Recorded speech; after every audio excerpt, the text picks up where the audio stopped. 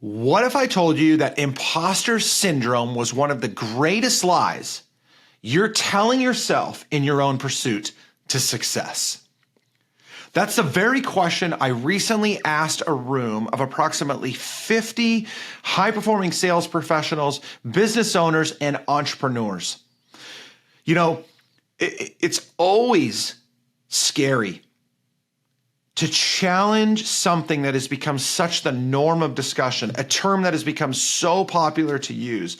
But I believed that as I kicked off the session that I did on helping them move from conflict to conquest, overcoming self-limiting beliefs in order to achieve success, I had to address one of the biggest elephants in the room. And that's exactly what I want to do for you today on this episode of Unlocking Greatness.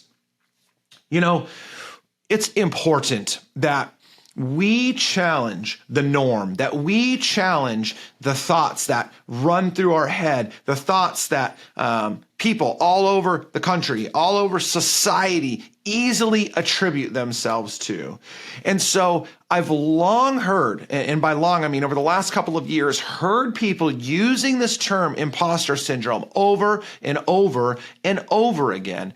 And it has become incredibly frustrating for me because I don't believe it's real. And you may be saying to yourself, I feel it right now. And what I would say to you is I don't necessarily believe that we believe we're imposters in a situation. Now, that doesn't mean that you don't feel uncomfortable in a situation, maybe you don't feel deserving of a situation.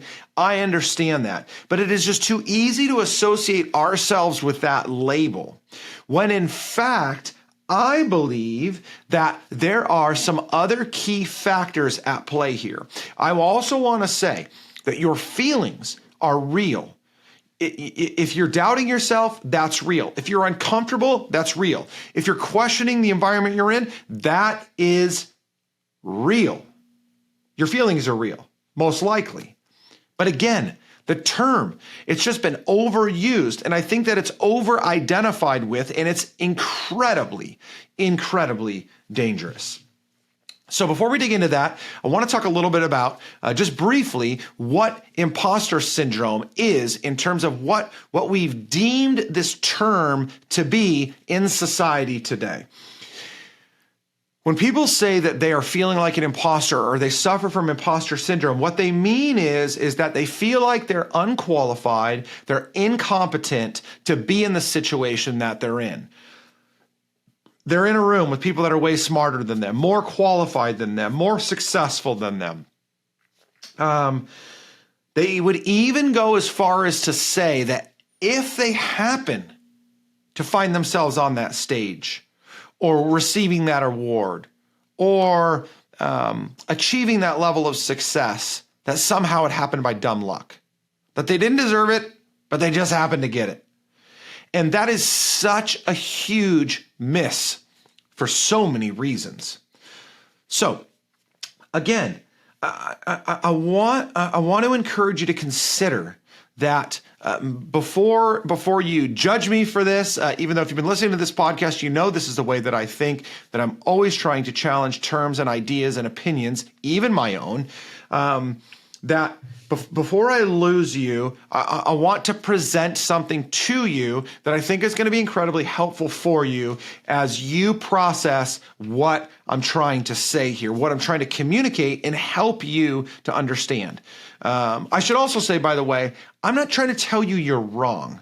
What I'm trying to do is I'm trying to help you to think differently or consider thinking differently so you can actually leverage your strengths, overcome your weaknesses, and achieve the life that God has created you to live. Like, you've been given a unique opportunity to live this life. You've been equipped with a set of gifts and talents. And God is challenging you to step into that call, to be, as the Army says, all that you can be. But it's incredibly important that we're fully self-aware and that we step into all of ourselves so we can achieve all that we dream of. But terms like this end up holding us back, and it's not good. What I believe is that when we're talking about imposter syndrome, when we associate ourselves with that, when we feel like we're an imposter, that those actually may be masking, or imposter syndrome may be masking deeper issues. And those issues, there's 4 that come to mind for me. And I kind of rattled these off during this session, this talk that I was giving just recently. But I'm pretty confident that these 4 are probably the 4 primary ones that are actually evident instead of this idea of just feeling like an imposter. So I'll work through those. But just to list those off so you can hear where I'm coming from here. So I believe that imposter syndrome is a mask for fear of failure, self-limiting beliefs, living with a fixed mindset, and having deficiency in our own emotional intelligence. So let me just briefly explain each one of those factors to you so it will make sense as we go a little bit farther. And then I am going to share with you a couple of seasons of my life and experiences where I had to face this head on and figure out a way to overcome it. It wasn't always pretty, but I got through it. So fear of failure, first up here. So fear of failure is ultimately this idea, this belief that we don't want to fail, and so therefore we will not put ourselves out there to risk failure. This can be as simple as we aren't willing to pick up the phone to make a cold call because we don't want to be told no, whether we've never done it before and we're afraid to be told no for the first time, or we've been told no thousands of times and we're afraid to hear it again. It could be something as simple as that, but it could be something as complex as you have worked hard, you have sold yourself, your product, your service, you have built up all the credibility you've needed, and it comes time to deliver, and you fear. You hold back on delivering, whether it's that keynote talk, whether it's that product or service, whether it's implementation of your team into that client's business or life, and you freeze. Because you're afraid to fail. Maybe because you failed before, or maybe because you have never miserably failed and you don't want to start now. Self-limiting beliefs. You're not good enough. You're not smart enough. You're not strong enough. You're not beautiful enough. You're not fast enough. You haven't done this long enough. And I could go on and on and on. We all have self-limiting beliefs. There are things I am certain that every single person on this planet doubts in themselves. Now, there can be some truth to saying I'm not strong enough to play in the NFL. That's not a self-limiting belief. That's a truth and reality. But when I say that I'm not good enough to work with a specific type of client, even though I've done this before and I'm confident in it, that's me playing head games with myself. Or maybe because of a track record of or a season of a lot of failure, I start to doubt whether or not I'm actually capable of succeeding. Fixed mindset. A fixed mindset is having a very narrow viewpoint about yourself and the world around you. Simply put, it's about thinking fatalistically that everything is negative, that there is a limited number of opportunities, a slim number of opportunities for you in this world, that there's not enough business to go around, and so you act in desperation all the time, that you just can't, that you just won't, that it will never be.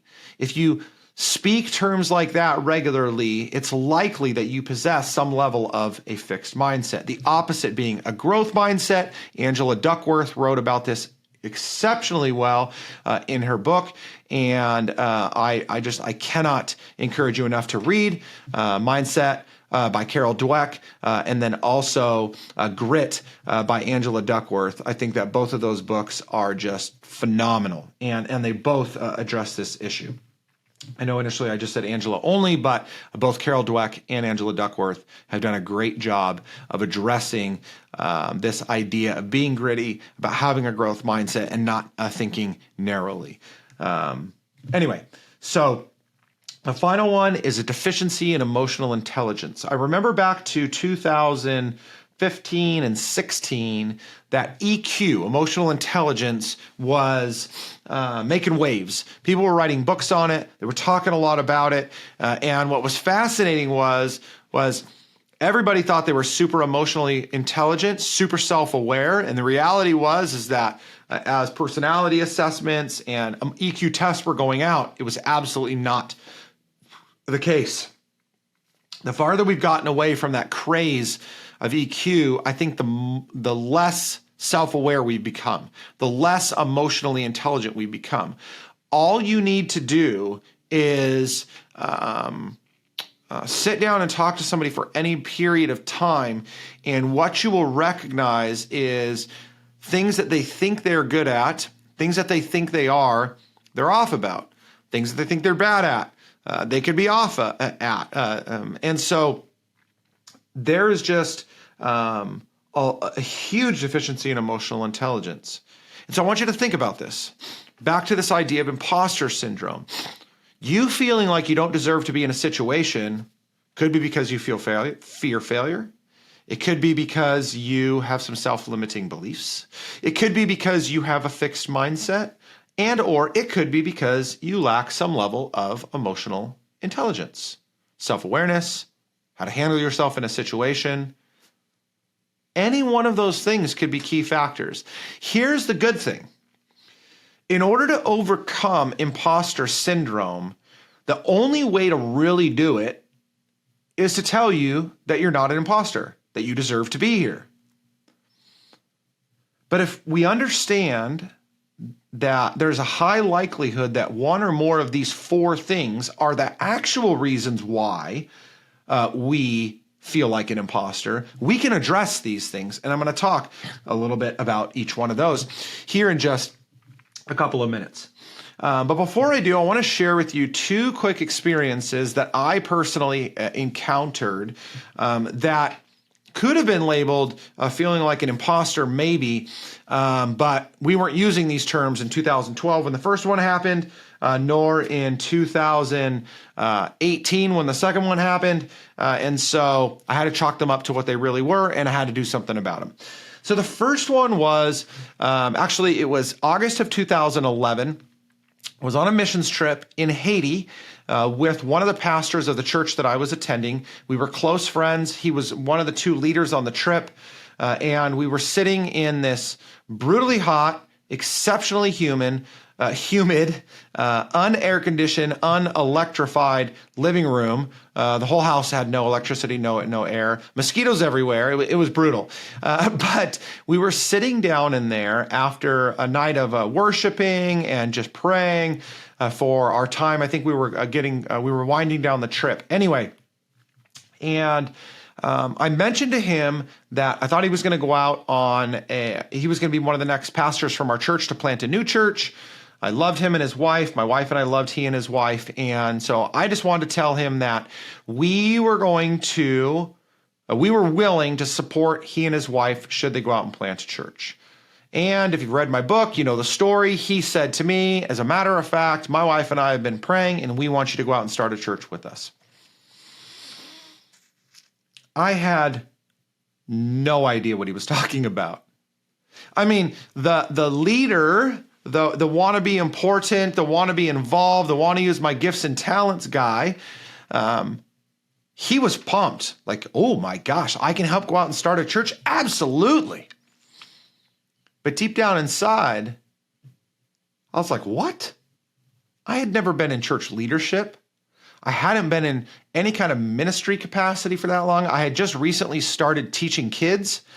I had no credential whatsoever.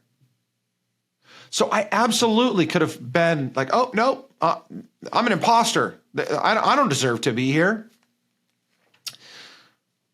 But by God's grace, I was immediately reminded that it isn't about me, that it's about God's calling. And as God calls, God will equip. But God just doesn't magically equip. Oftentimes, he provides opportunities for us to be equipped. And so my journey from August of 2011 to August of 2012, when we actually planted the church, I went off on a journey to learn, to grow, to become better, so I could be equipped to pastor that church alongside him.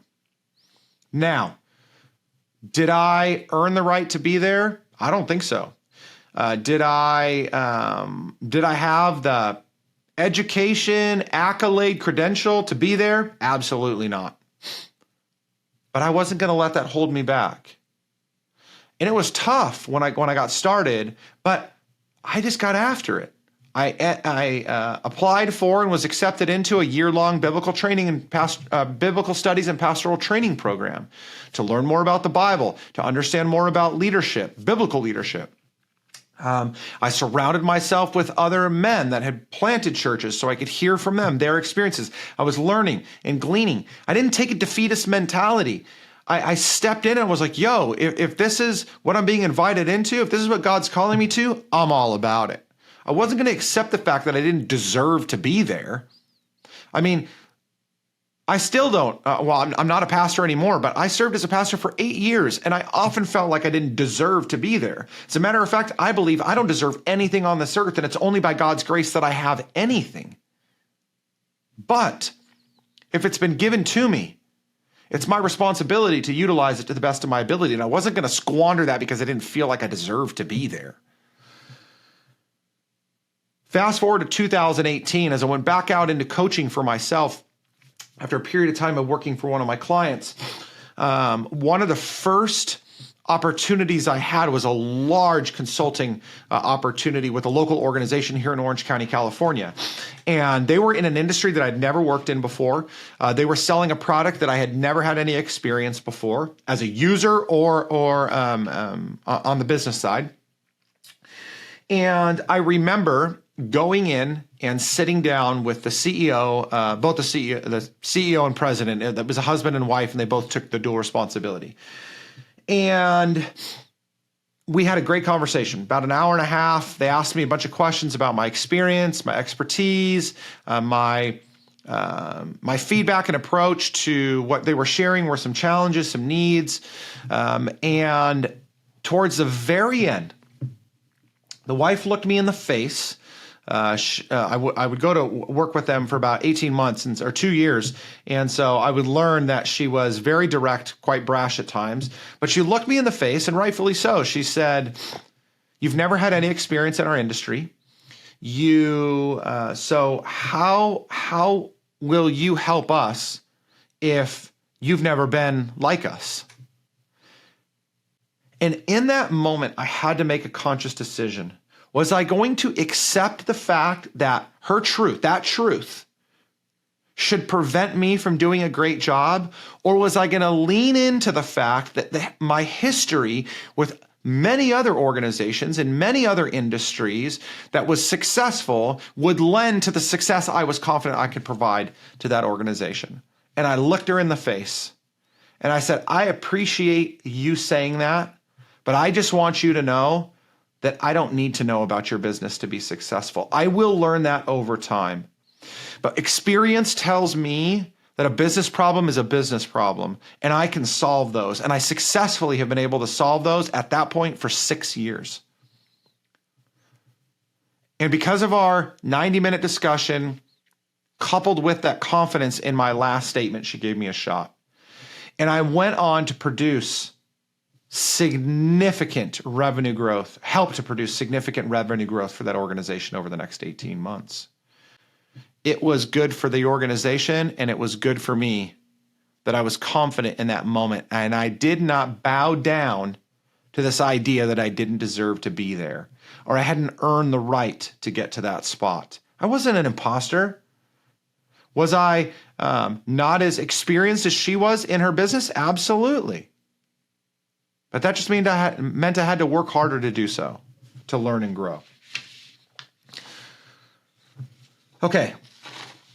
So what I want to do is I just want to help you as we're winding down this episode. I just want to help offer you I want to offer one practical strategy that I believe can apply to all four of these areas: fear of failure, self-limiting beliefs, fixed mindset, and deficiency in emotional intelligence. And I say, I do a lot of work in this area, and I say that this is our truth-telling exercise. This is about embracing truth so we can continue to grow. So again, this is about equipping you to tell yourself the truth more often. So here are 5 steps that I believe are helpful for you to first identify the reality of what's going on and then be able to lean into it or to grow from it, so you can ultimately achieve that in that moment or the vision that you have for your entire life. Because if you let this idea of imposter syndrome loom, it's not just going to affect your ability to show up in the moment. It's just not going to affect your ability to miss out on an opportunity right now. This will negatively impact the trajectory for the rest of your life until you address it. So let's set aside imposter syndrome. Let's take that mask off. Let's at least be open and willing to the fact that we're struggling from a fear of failure, self-limiting beliefs, a fixed mindset, or a deficiency in emotional intelligence and self-awareness. And if that's the case, if we're willing to do that, then here are 5 steps to help you grow when you find yourself in a situation where you feel like you are an imposter. So 5 steps. Number 1, assess the situation. Take stock of what's going on, how you got there, why you're there, and the opportunity that you have based upon what you've been given. So just assess the situation. Again, ask yourself those questions and seek to act logically first. So just be very black and white, or as black and white as you can be. And by the way, a lot of people struggle to do this, which is why working with a coach or a mentor or in some kind of community can be extremely beneficial, because again, we often struggle to honestly assess ourselves and work through these things. But 5 steps. Number 1, assess the situation. Number 2, identify your feelings. So I said when we're assessing the situation, I want you to think logically, right? Black and white. But next, I want you to identify your feelings. What are you feeling, and why are you feeling that way? What is it that's making you feel the way that you are? What are those feelings causing you to do? What are those feelings causing you to decide? So, identify your feelings. Number 3, seek clarity. Once you have logically assessed the situation and then you've laid all of your feelings on the table, seek clarity. What's really happening here? Is it one of these 4 areas maybe that I'm suggesting, or is it something else? But seek clarity. Seek to understand the true state of the situation that you are in. 4th, reframe the narrative. Instead of saying, I don't deserve to be here, how about you say, I've never been here before, but I've worked hard and put myself into the position that I have, and therefore I'm going to do the best I can, and I'm going to continue to learn and grow as I do. Or maybe you say to yourself, I don't know how I got here. I got so lucky. And maybe reframing that narrative is saying, my peers, this prospective client, recognized something in me that leads them to believe I can deliver for them. So therefore, I'm going to show up. I'm going to give it my best. I'm going to lean on everything that I know to be true and get after it to the best of my ability. And finally, acknowledge the truth. And the first truth that we need to acknowledge is that we put ourselves into a situation to believe something that maybe wasn't true. And we need to understand the path that got us there. That's extremely helpful. But we also need to be able to speak the truth to us to ourselves so we don't make that same mistake twice. That's not to say you're not going to have those feelings over and over and over again, but the more often you're able to tell yourself the truth, not to be like, everything's going to be okay, I'm going to do exceptionally well no matter what, this is all going to work out amazingly. It's like, no, I'm afraid, which means I need to prepare better. I need to work harder. I need to learn more. After I do this time, I'm going to go back, I'm going to assess the situation, I'm going to learn from it, I'm going to grow from it, and I'm going to do it better next time. Speak the truth and act on the truth. Do not act on irrationality. Do not act on, nonsense. Understand the truth. Speak it to yourself and act on it. One other thing that I want to acknowledge here is, for those of you that have faith in God, I would encourage you to make sure two things are happening. Number one, three things, sorry. Your nose is in the Word of God every single day. The more that you read God's Word, not only do you know more about God, but you learn more about yourself. That is the greatest resource for self-awareness that we are given, is the Word of God. So number one, nose in the Bible, day in and day out. Number two, pray.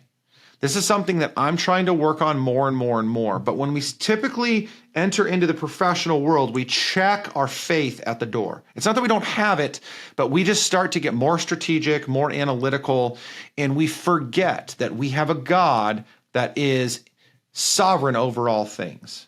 That he has set us on the plan that he has. He's brought the people to us. He's equipped us with the gifts and talents. We're not taking him by surprise. So my encouragement to you and to myself is to pray often and always about every situation that you're in, about every feeling that you're feeling. And more often than not, God's answer to you is going to be, go back to my word and read more about me, learn more about yourself, and then get out there and get after it. And trust me, I'm going to make sure that you do everything that I've intended for you to do. So, nose in the word, pray, and three. And this was alluded to as I was just sharing the last two. Make sure that you are aligning your faith with your personal and professional endeavors. Don't separate these. They are one and the same. If you are a Christian, if you have faith in Jesus Christ, you can't, there's not a time when that's not true. It's true always and everywhere. And so therefore, make sure that your pursuits, that your business, that your prospects, that your conversations all align with your faith. If you've heard all of this and you're saying to yourself, I'm at least willing to consider, Ryan, that maybe I've been wearing this mask of imposter syndrome, and in reality, it's one of these four areas or something similar. Now what? Well, my encouragement to you would be to download our free resource called A Guide to Identifying and Challenging Negative Thoughts. In there, we give you some of what I've shared with you today, but some more in-depth practice around how to deal with all of these negative thoughts that we go to war with every single day. The link to that resource will be in the show notes. Everywhere you can find this video, this episode, you will be able to download that guide. So A Guide to Identifying and Challenging Negative Thoughts. Further, I would say go to our website, woundsbook.com. I have my own website, ryanjamesmiller.com, but then my book, Wounds, How Hurt, Heartache, and Tragedy Become the Keys to Unlocking Greatness. We created a website for that, woundsbook.com. That link will be in the show notes as well. And that has more resources. My book, in many ways, is not just my memoir, but it's a guide to approach so many of the negative experiences we've had in the past and how to leverage them for greatness and not continue to allow them to be the hindrances that they often are. So download the guide, go to woundsbook.com. You can learn more in each of those areas. And finally, I would encourage you to, like this podcast, share it with other people. These are things that I love talking about because imposter syndrome is something that's holding you back from achieving professional success. And you're probably here because you're looking to achieve more professional success. I talk a lot about revenue generation and sales. That's the primary lane that I am in professionally. That's the majority of people that I coach. That's their role, is they have some sort of sales or revenue generation responsibility. But it's less the practical tools, and it's more the self-limiting beliefs that are getting in your way and my way too. And so that's why I talk about this stuff so often. So if you're challenged in one of those areas, reach out to us, DM us on any one of the platforms. Shoot, you can email me directly, ryan@ryanjamesmiller.com. And I'd be more than happy to hop on the phone and have a conversation with you specifically about why you feel like it's been imposter syndrome and it's something else. Or maybe you have another self-limiting belief and you just don't know what to do with that. But I want to encourage you that this is a lifelong process. You're never going to completely nail this. I'm certain of it. But as you work through this journey to overcome these self-limiting beliefs, you will begin, or you will further experience the greatness that God has created you for. And isn't that what we all desire? To wake up and live the life every single day that we dream about every single night. Thank you guys so much. Again, like this, share this, share a comment with what you think about this episode and what we can do to serve you better in the future. Email me, download the guide, go to woundsbook.com. Thank you. Thank you. Thank you. I appreciate your guys' support. We are well on our way with this season of the Unlocking Greatness podcast, and I cannot wait to deliver on some upcoming episodes that are sure to blow your mind. Peace.